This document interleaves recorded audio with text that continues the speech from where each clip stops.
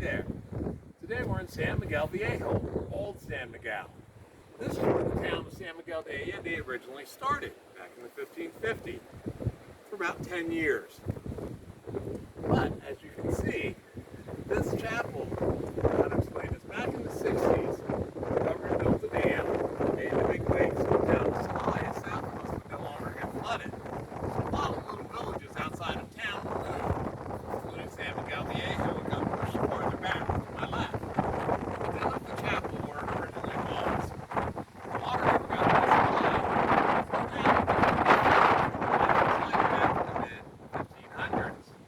As you can probably tell, it's open to all four sides.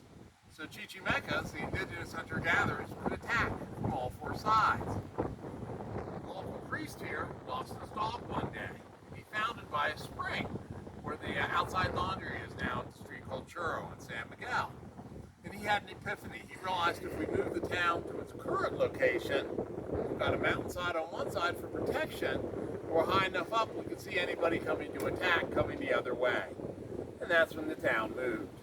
But today it's really only about maybe a 10-minute drive, an easy bus ride to come out here. Let's come on into the atrium. So here's the priest that lost his dog. One of the things that makes this chapel unique is that there's 4 cavarios. A cavario is a little building outside of an indigenous chapel, because for the indigenous, they were very confused why these Europeans kept going inside to worship a god that was obviously out here. That's why a lot of them have these fenced-in atriums. So the indigenous would stay out here to be one with nature and the circular cycle of nature and God, while the Europeans went inside. And they would go to a calvario to place flowers. There might be a cross inside, because calvario comes from Calvary, the hill that Jesus dies on. This is one of the most interesting calvarios I've ever come across from the symbolism. Here we have 2 4-petaled flowers, because when the indigenous pray, they face the 4 directions of the wind. So your prayer goes out in all 4 directions.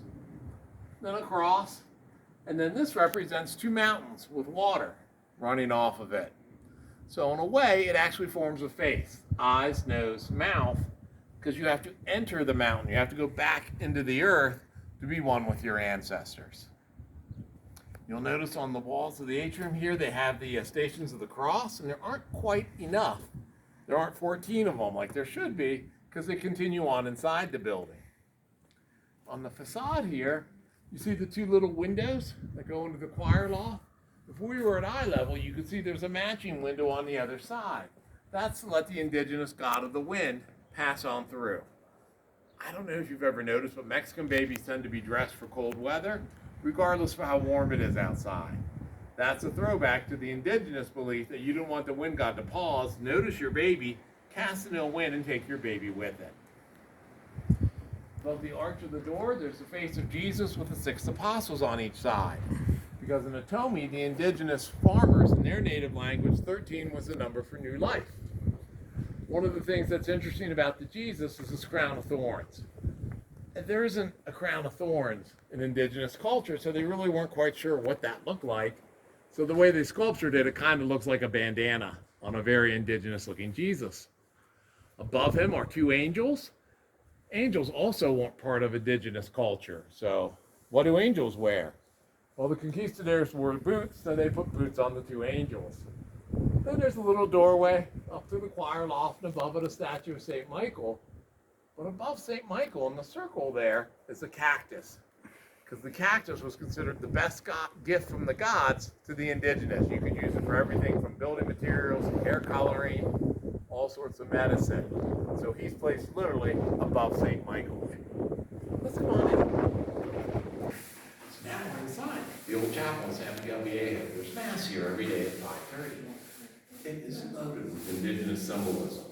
For example, the yellow and red and white flowers represent peyote. And then the rabbit here represents the god of pulque, because if you mix your pulque, the alcoholic drink, with the peyote, you can have visions to better understand your deities.